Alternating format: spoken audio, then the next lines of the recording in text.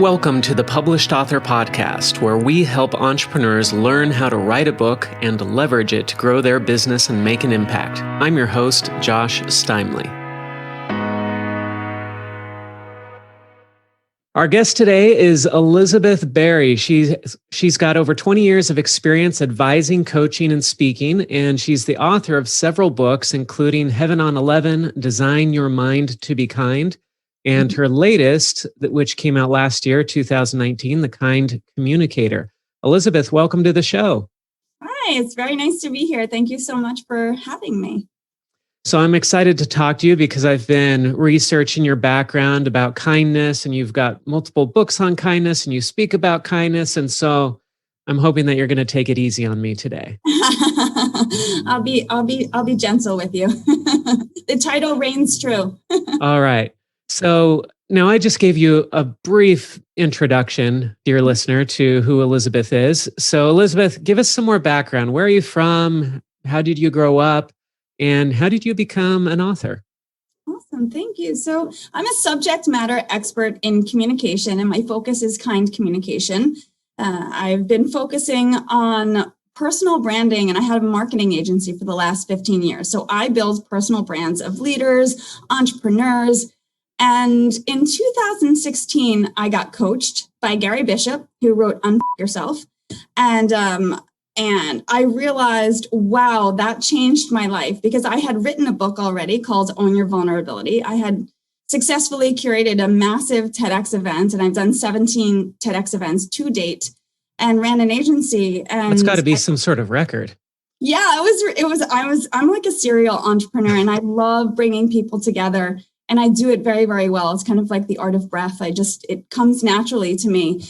So after that, I started thinking, wow, I really want to do what Gary does. So I enveloped coaching into my marketing practice.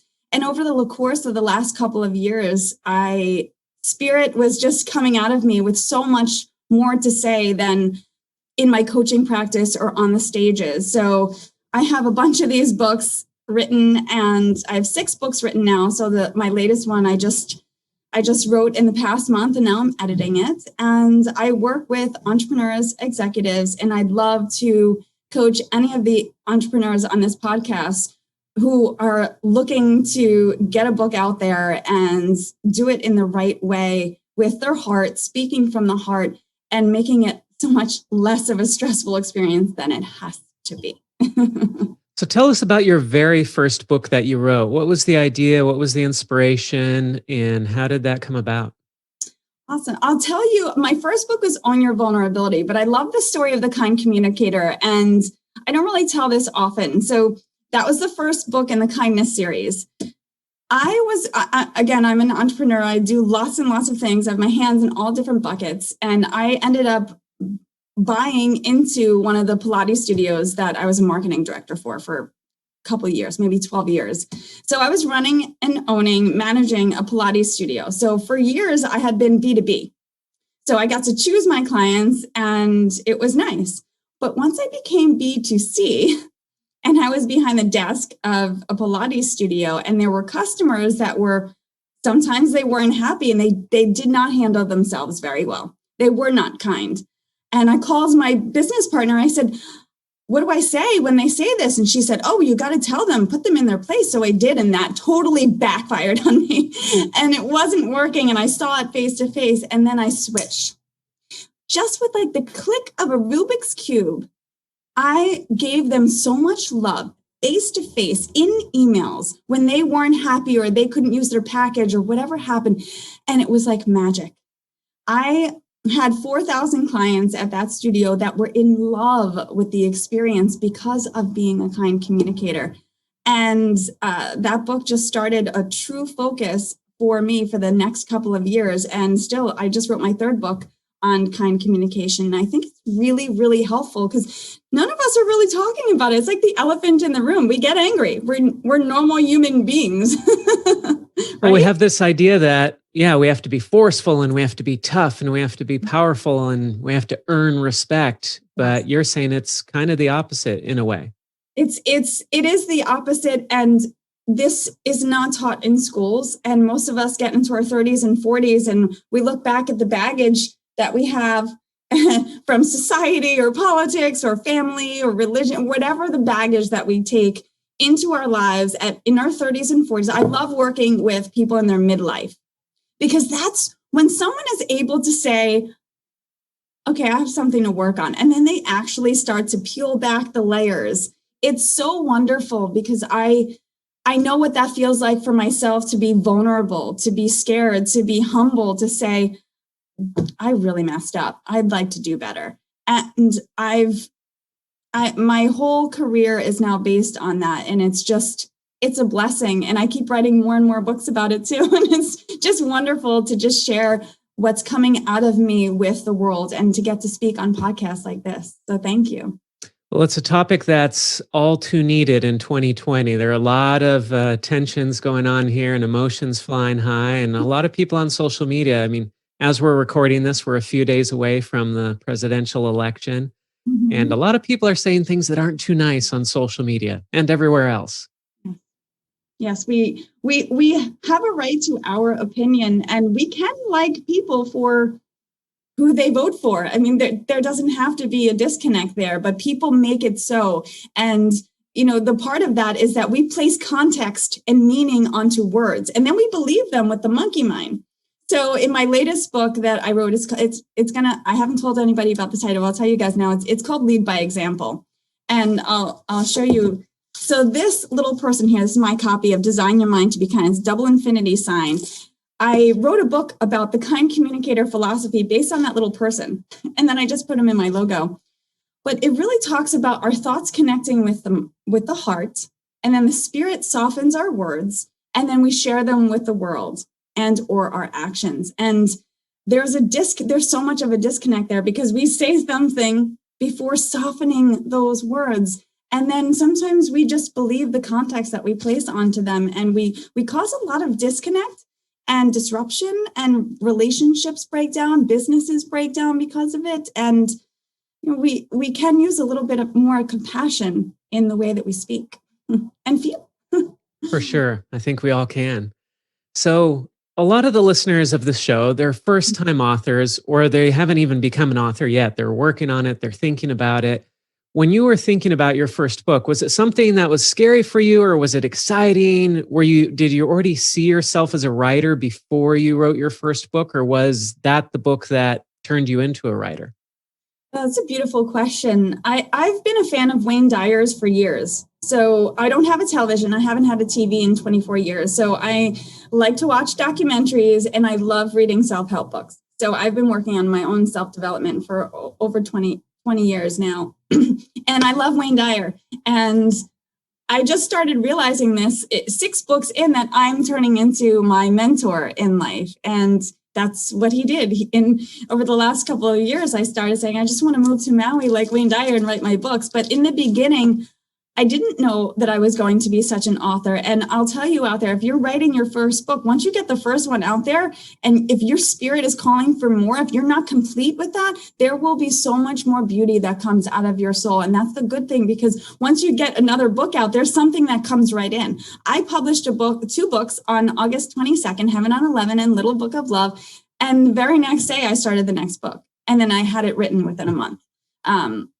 But you had already done it, so it made it easier, right? Yeah. And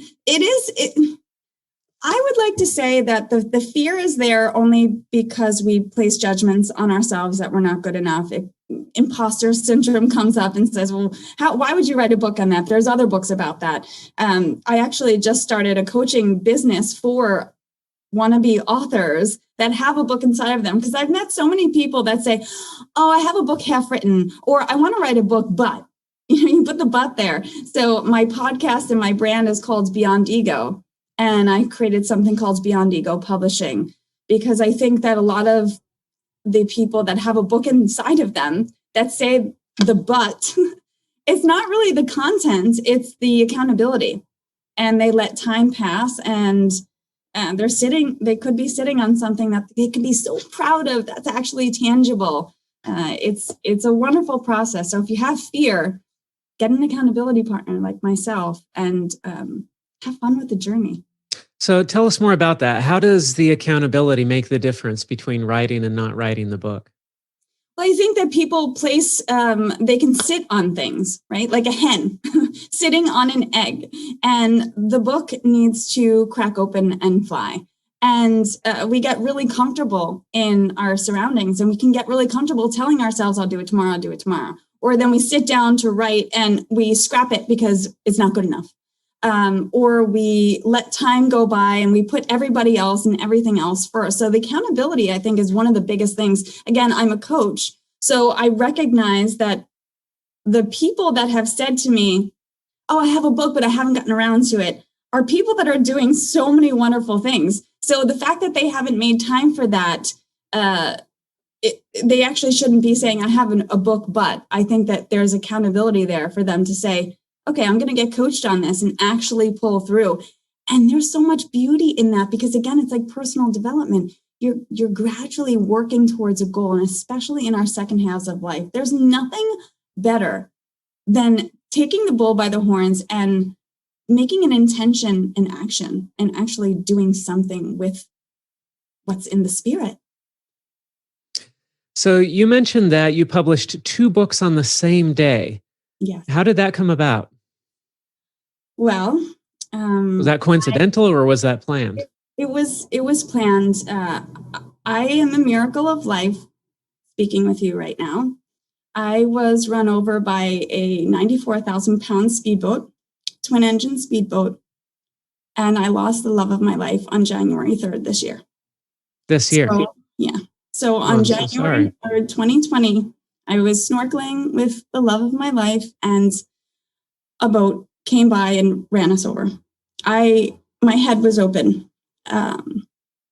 So I'm a miracle, and I watched him fly to heaven. And as I came back from the trip, and this is before COVID, and then COVID happened, I wanted to get this book out, Design Your Mind to Be Kind. And I did it. And I actually dedicated it to him. There's beautiful quotes from him, and there's drawings that he made inside of the book. So how long were you together? We were together for a year, for 11 months. So that's why it's Heaven on 11. So the thing is, I focused on getting that book out because that was where my mind needed to be. It took me away from what happened. And the very next day of getting this book out to publish, I knew that his birthday was on August 22nd. He would have been 59.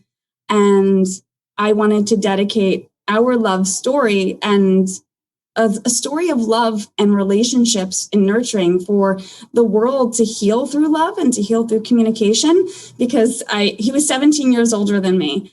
And we came together in such a beautiful way. So I wrote about love so that everyone who's looking for love or breaking down through their relationships can understand how to nurture it with building a foundation through healthy communication and being vulnerable with someone and getting ourselves out of that place of comfort and into that discomfort to really build the best thing that could ever happen in life, which is love.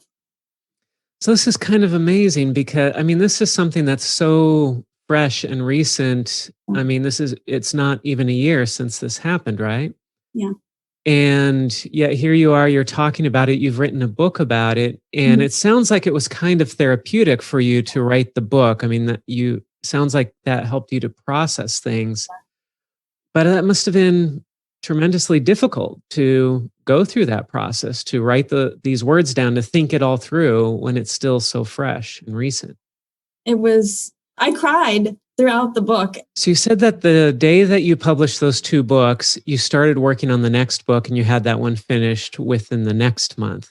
Yeah. Did you already have the idea for that book when you were finishing up the other 2, or no? It was I had no idea what I was going to write about. I honestly didn't. I got a coaching session for myself because obviously I'm going through a huge transition, a personal transition, physical transition, because I am injured. But I needed to reinvent who I am and what my brand is. And I got a coaching session, and the coach was so powerful and proud of me. It's like, you are everything. You need a philosophy. So I knew I was going to create the kind communicator philosophy. And again, I just love this image so much that I wanted to use it. And here's the little book of love, that I created a philosophy, and I had the philosophy on my desktop. And then I just started writing about leadership, and I wanted to write a book for business, but it always stems back to personal and professional development. So the cool part about this book is it encapsulates something that not everybody is talking about, which is spiritual intelligence. So we have IQ, EQ, emotional intelligence, and then we have spiritual intelligence. So I aligned that with the whole idea of breath and intention and quieting the mind, which a lot of business people can't do, and they would like to strive to do more of that. So with The Kind Communicator, you said the audience for this was business. Did you have a specific type of business person in mind as you were writing this? I believe that all the books are based on adults who are looking for personal transformation. And for entrepreneurs, they, we get down on ourselves. We don't know what tomorrow will bring. There could be a fire, and we're responsible at the end of the day as an entrepreneur. So to keep ourselves up, we have to feed the soul, feed the mind, and nourish the knowledge that will give us the necessary tools to keep our businesses running. And so that's really where that target market for the books for businesses are. And then for executives, I coach a lot of executives that they're in corporate environments or in small or mid-sized business environments. So you wrote it in 1 month. What was your process like? Because that's amazingly fast. I mean, it's extremely hard to write a book. Most people take 6 to 12 months to write their book. Yeah. And so for you to write this in 1 month, what did that look like on a daily basis? Well, so it was at the end of the summer. So August 22nd, I put the book out, and then I didn't have anything to edit anymore. So I started it, and it was just an idea dump. Like I said, I had this kind communicator philosophy, and I didn't even build the philosophy until later on in the process. Now, of course, I'm going to spend at least 3 months editing it because, it's not nearly complete. But the process was just an idea dump. So the process for me was that I just idea dumped it, came up with the chapters. Again, I'll refine them, but this one was a really fast one. And I will spend a few months editing it. But it was just, I knew I wanted to talk about leadership. So with this The Kind Communicator, you said you edited it for a few months afterwards. Did you hire an editor? Did you edit it by yourself, or what did that look like? I use Fiverr. So I find editors on Fiverr that work for my budget, and they go through. And I didn't want anyone to edit Heaven on 11 because it was so special for me. I didn't want anybody to touch it. So I didn't have anyone. My designer helped me. She's like, Elizabeth, you got to move that around. You got to do something with that. And I was like, thank you. But I use Fiverr. It's really easy and it's simple. And there are people looking for work, and some of them are good. Some of them are not good. And you kind of just have to take some of those risks with it. But I definitely recommend you need an editor. We all need an editor. Yes. I am not the best with grammar, and sometimes we do need an extra set of eyes that is a professional and an expert. Yeah. What time of day works best for you for writing? Are you a morning writer, evening writer, or just whenever it strikes you? I am a morning writer. I usually go to bed like 9:30, 10. I'm like an early bird. But with this next book, I find myself, because in the beginning I was doing some of the yoga practices, and that's a lot of hours plus work, I found myself being taken away from it in the mornings. So I take my laptop into bed, and I don't really believe in digital in the bedroom because I just like the bedroom to be a healing space. But I just love the book so much. But I think that writing in the morning is really clear because we get up and we have like whatever the mind was creating while we were sleeping is ready to be shared. And that works best for me. I'm not a night owl. I'm not one of those creatives that stays up all night burning midnight oil. I like to be in bed. So in terms of getting the word out about these books, marketing it, what have you done in terms of marketing and spreading the word? Great question. It's so very difficult. And I'm a marketing expert. So, the one thing is it's so hard to market yourself. So it's really nice to partner with other people. So I have a podcast and I have a Facebook group called Beyond Ego. So I share the book there. I've partnered with people to speak at conferences. And so I give talks about my books. So I use the talk titles and I align the talk title with the book title. And I go into small businesses and corporations and brands. And I look for events like South by Southwest, which I was going to be speaking this year before COVID happened. And I look for partners. And I do deals. So if someone wants to buy books in bulk, I can give them bulk orders and give a talk. So there's countless ways in which we can do it. But I think partnering and bulk orders, like for instance, it's going to be Gratitude Month in November. So I'm going to give free shipping on all of my books. And then on special days, I'll just say, and if anyone wants to buy one book set, I will send another book set to a friend as a gift in light of Gratitude Month. Someone once said that the best marketing for your book is your next book. Has this been true for you? Well, I think for me, because I get them out so much, I almost was thinking I was going to get this next book out before January 2021. And then I was like, Elizabeth, you're putting a little bit too much down people's throats because I have fans that buy all of the books. So I was like, maybe we should just slow down a little bit and give that to them. Like I said, I have readers texting me, sending me emails, posting things online because I'm changing their lives. And it just, the marketing and the pressure and the sales get to so many people to want more and to want to go so big. And absolutely, I want to be big. I want so many people to be reading my books. I need to be out there in the masses. But at the end of the day, I'm sitting here enjoying the process. And as long as I can change 1 or 2 or 3 lives, then I'm feeling good about it. That's a great perspective to have. So, are there other ways that you measure success? I mean, part of how you've said you measure success is that you're getting these messages, you're getting direct feedback from your audience. Yeah. And of course, you have book sales, but are there any other ways that you measure success and you're able to look at what you've done and say, that makes it worth it right there? Creating something is a great measure of success because there are a lot of people that aren't sharing their best with the world because they're too frightened to do so. And I think that a great measure of success is to be proud of the work. So you've self-published all of your books, is that correct? Do you go through Amazon KDP or Ingram Spark, or how did you do that? Yeah, that's a great question. So I don't go through Amazon anymore. I did in the beginning. So I put the first book, Own Your Vulnerability, through Amazon and KDP. All of the other books are actually on there, except for Heaven on 11 and Little Love Book.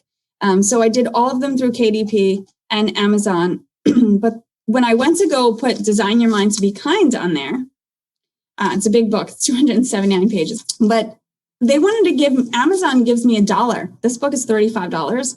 So they give me $1 for every book. And I was like, well, that's silly. So I don't promote the books on Amazon anymore. But I sell everything through my website, and I like doing that because I customize it. I have little cards. I put stamps on things. I put sunflower seeds. There's a service called Media Mail that gives you a little bit of a cheaper rate, and then I make all the profit. So once I make the bulk orders from my original investment, I found a great printer. So it's a lot. Yeah. So where do you get them printed then? I have a printer in New Jersey. Once I realized that book was going to be $1 for me for every 30, and then, Amazon get 34. I was like, no. So I looked around, I talked to a lot of printers. It was so expensive, but I found a great printer that I use and I would recommend them. They're called Lightning Press. They're in New Jersey, but I recommend also finding a printer in your state, so you're not paying for shipping because books can be very heavy. The books come in boxes of 50. So with Lightning Press, is that who you use to print the Kind Communicator as well? The Kind Communicator was actually on Amazon. They were giving me, I think, $7 per book. But again, I use, I don't really, I use the Lightning Press, yeah. And then they give me a nice bulk order. I mean, it's not nice. You have to spend a lot of money on these books. I mean, they're in the thousands, but but the other thing to know, dear listeners, is that Amazon, when you buy your own books to then sell and give away, you don't get free shipping. You pay tax on them. So, I think for 50 books, or it's like $700. And then it's silly. It's silly. So even if you're going to sell books on Amazon, you might want to sell books through Amazon, through KDP. But then if you're going to be giving a lot away, or you're selling from the stage, you're doing events, then you can go find a custom printer near you and you can buy those books a lot cheaper, right? Yeah. Can you share any pricing information with us to give listeners an idea of what they might be able to get books for if they go through a local printer? It depends. It depends on the size of the book. It depends on the quality of the paper, the quality of the cover. I always get the highest stock. Are you getting matte or are you getting gloss? Are there color images or black and white images or no images at all? So with the Kind Communicator, you said you are printing it through Amazon or you're printing it through Lightning Press? I print everything now through Lightning Press, but they are listed on Amazon. This is on Amazon. Okay. Because it was listed on Amazon. So but I don't promote it there. Whenever I tell anybody about my books, I send them to my website and I send them out myself. Right. So with the books that are on Amazon, are those books that were printed by Lightning Press and then you send them to Amazon? No. So you're producing it through two places, through Amazon and through Lightning Press. Yeah, there is a way. There's like a seller thing that you can do. You can set yourself up as a seller on Amazon, but I think it's like $25 a month or $35 a month. And it's like, if I could just send them through my website, it's just simpler. And then I have the ebooks on all of my books, like the digital versions on iBooks, as well as Kindle. So we upload them as well. Gotcha. When you go through Lightning Press, how long does it take to get an order? If you send them the file, or I guess they have the file on file, but if you say, hey, I need 100 more books, how long does it take for them to turn that around for you? If they already have the file, it's like a week. And even with the new book, it's like 2 weeks. So it's not, not too bad. Yeah, don't do a book event unless you know you're going to have the book in hand. Just make sure that you have the book. What are some of the most valuable things that you've learned along the way? The learning process of getting a printer instead of doing it from Amazon, that's huge. Learning about the normal size for a book, I think, is 179 pages. Heaven on 11 is 199, and it's a 6x9. So this is what a 6x9 looks like. So I can tell how many pages, how many words. I just wrote, my new book has about 30,000 words. So I asked my book designer, she's my partner in crime. I was like, how? Because I want to do it as a 4x6. So I said, how many words is Heaven on 11? And I think it's like 15,000. So the next book would be double this thickness. So the thickness of the books. And I think that finding my own printer was valuable. But again, that's just me. Not everybody wants to send out books and go to the post office all the time. But I work for myself. I'm an entrepreneur. I don't have kids. And I really like to, again, personalize it. Well, Elizabeth, thank you so much for spending this time with us today. This has been some great information on your journey. And thank you for sharing such personal, painful experiences, but this is valuable for us and our listeners, and I really appreciate that. Where's the best place for people to find you? You can visit me at thekindcommunicator.com. And you can get my book there too. Perfect. All right. Thank you so much, Elizabeth. I appreciate this time with you today, and thank you so much, and we'll be in touch. Awesome. Thank you. If you enjoyed this episode, don't forget to subscribe. And if you want to spread the word, please give us a 5-star rating review and tell your friends to subscribe too. We're available on Apple Podcasts, Spotify, and everywhere else you listen to podcasts. And if you're an entrepreneur interested in writing and publishing a nonfiction book to grow your business and make an impact, visit publishedauthor.com for show notes for this podcast and other free resources.